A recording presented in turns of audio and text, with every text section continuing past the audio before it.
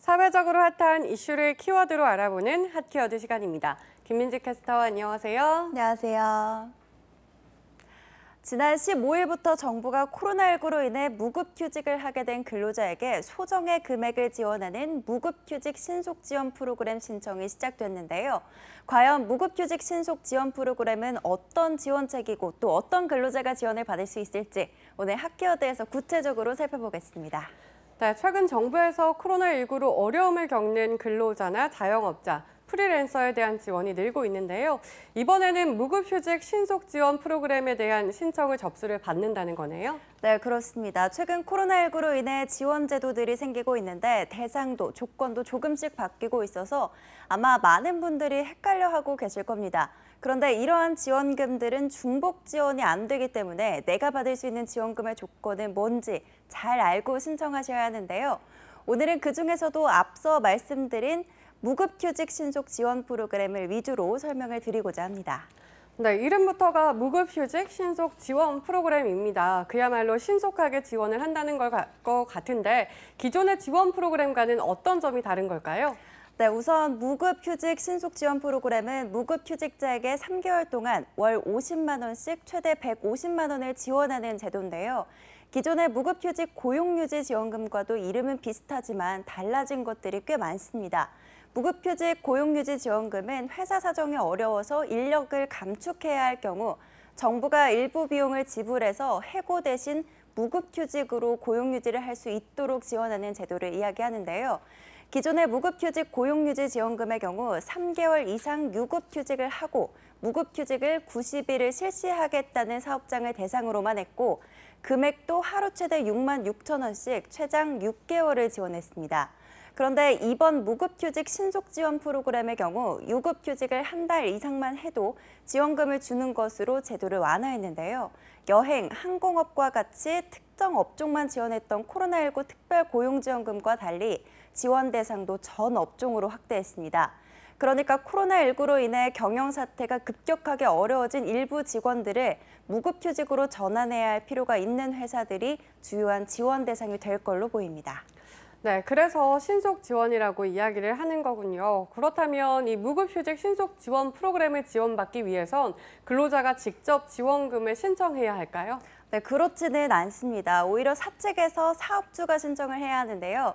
일단 지원을 받으려는 사업장은 한 달 이상 유급휴직을 하고 그 다음 달 1일 이후에 30일 이상 무급휴직을 해야 합니다.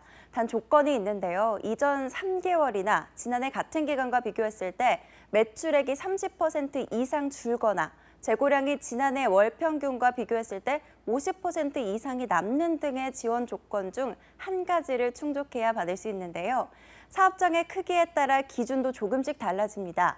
종업원이 10명에서 99명이 있는 사업자의 경우는 무급휴직자가 10명 이상, 100명에서 999명이 있는 사업체는 10% 이상, 1000명 이상이 있는 사업자는 100명 이상이 무급휴직에 들어가야 신청을 할 수 있는데요.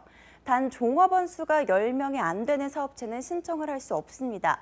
10명 미만의 작은 회사들의 경우 무급휴직을 종용해서 지원금을 받는 식으로 이 지원이 악용될 가능성이 있기 때문에 10인 미만의 사업체는 영세 사업자를 대상으로 한 정부 지원금을 따로 신청하는 것이 좋습니다.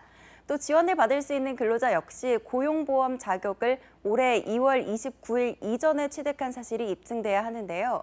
3월 이후 고용보험 자격을 취득한 경우는 지원 대상에서 제외됩니다. 네, 그렇다면 이 무급휴직 신속 지원 프로그램은 어디에서 신청을 해야 될까요? 네, 지원을 원하는 사업주는 무급휴직 계획서, 노사 합의서, 노동자 개인별 동의서 등을 가지고 무급휴직 7일 전까지 고용보험 홈페이지나 각 지역 고용센터에 제출을 하면 되는데요. 이 신청 전까지 개별 근로자 동의를 포함한 노사 합의가 끝나야 합니다. 지원 대상의 무급휴직 기간은 다음 달 1일부터 12월 31일까지인데요.